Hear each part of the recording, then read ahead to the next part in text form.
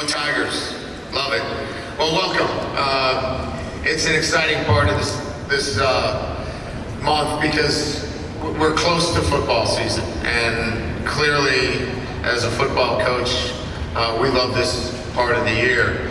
I think what stands out to me is that when I get this opportunity to talk to everybody, it's really about generating the continuous excitement from our fan base for LSU football.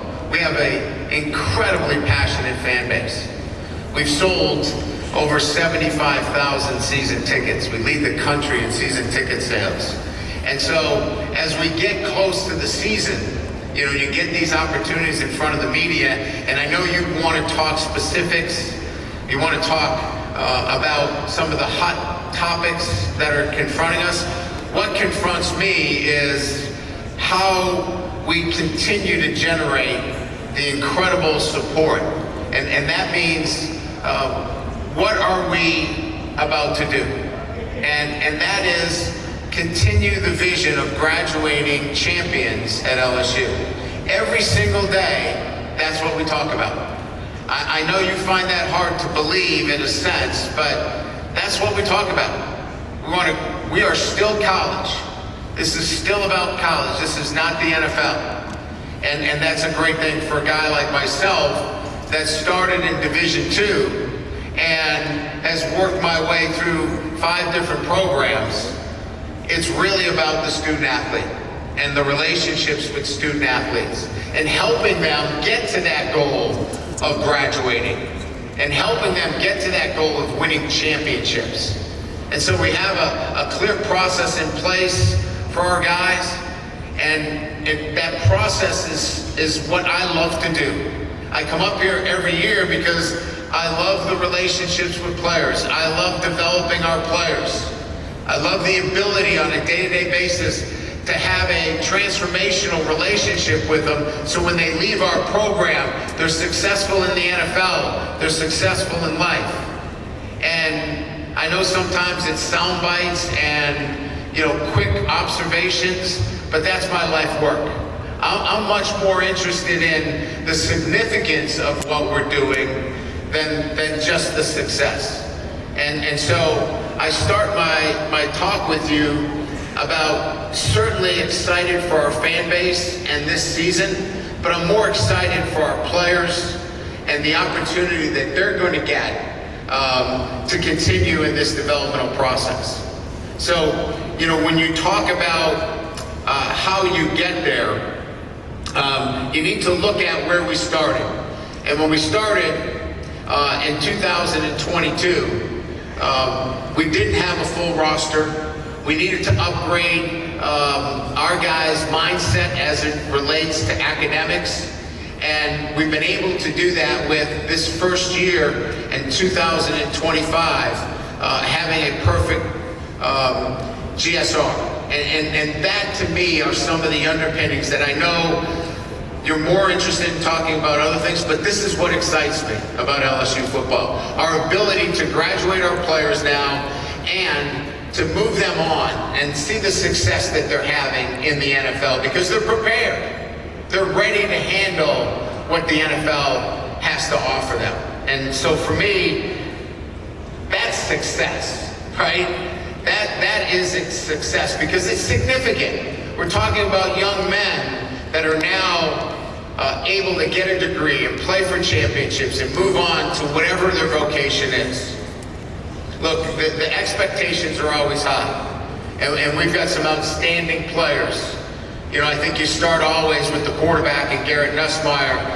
I think when you look at Garrett, what he brings is a mindset of a coach's son.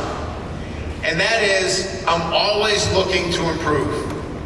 Every day he comes to workouts, every day he comes to practice, he's looking for areas to improve on. Now, I would tell you that experience is going to be his best teacher in the SEC. Having obviously played a year in the SEC and has seen what needs to happen on a consistent basis is most important, but he brings the individual trait that coaches love because he wants to be taught. He wants to be coached. He wants to be coached hard. He wants to be coached in a manner that gets him to be the best version of himself. And I love that about Garrett. You know, we've got Whit Weeks here today. You know, Whit is our driver. He brings the passion. But passion without focus is irresponsible, and he's not that. He's got incredible focus, he's got incredible passion, and it rubs off on our entire defense. And he wants to obviously outplay his brother Whit Weeks, who's a pretty darn good player as well. But now add Harold Perkins back to the mix, who was out with an ACL last year, a player that can make plays all over the field, and it gives us an incredible linebacker group. And Chris Hilton is with us today as well, and I want to say, you know, Chris had a very difficult injury last year, one that really didn't allow him to be the player he is. He runs 22 miles an hour. He's a guy that can go get the football. He can change games, and we didn't have him virtually the entire year. And that was frustrating to him, and it was difficult for him. But he fought through it. He had a great end of the season for us, and I love the way that he has now used his personality, which isn't one that if he gets up here, he's not going to say a lot, but he's respected by his teammates because of what he does every day and how he does it, how he handled injuries last year. Many of you know that we went into the transfer portal to really build depth, championship level depth across the board. You know, guys like Patrick Payton from Florida State, Baron Brown from Kentucky, Nick Anderson, Jack Pyburn, Bauer Sharp, just to name a few.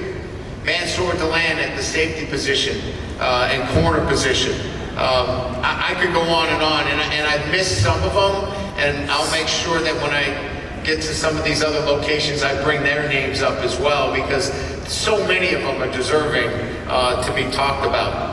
But what I want to finish with, and more importantly, is that LSU offers the most incredible game day experience in college football. And we do pretty darn good in baseball. We do pretty good in gymnastics. We do really well in all of our other sports. But the game day experience at LSU is incredible. And it's because of our fans. They're so passionate and so knowledgeable. When you go into that stadium, they are watching the game. They are following every play. And that, as a football coach, that's the captive audience that any speaker wants, that any teacher wants. It is such a captivating audience, and they are so passionate about LSU football that they've delivered for us. As you know, I had $1 million gift, my wife and I, to help support our NIL. That was a lead gift because I knew how passionate our fan base was. We had 1,600 supporters follow that up. That raised that number to about $3.5 million. That's the kind of passion that we have at LSU. It comes back to the one goal that I started with, and that is we want to graduate our players and play for championships. And whether it's on the field, in the classroom, in the community, it's developing great young men on a day-to-day basis. And that's the significance for me. And it's wrapped in that much more than just the success.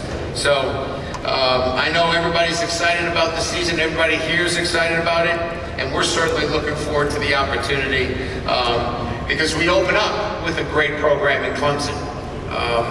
I know Dabo very well, respect him and his program and the accomplishments they've had. We've played against each other several times when I was at Notre Dame, and just have a ton of respect. But we've also been 0-3 in openers at LSU under my watch, and we needed to do some things differently this year, and that is embrace this opener.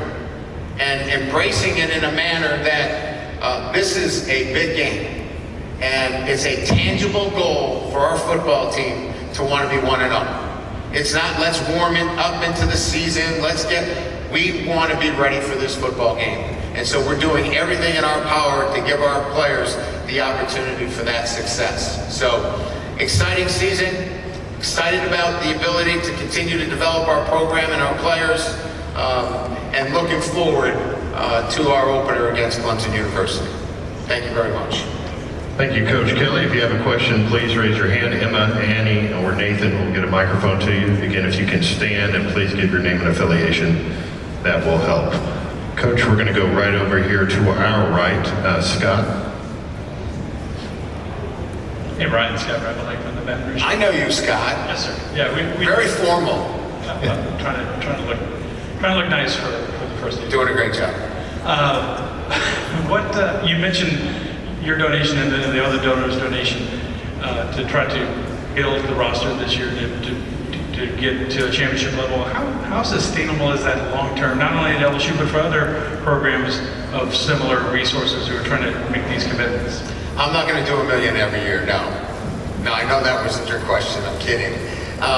Look, I think it's the nature of where we are in college football. We have revenue sharing, we have NIL.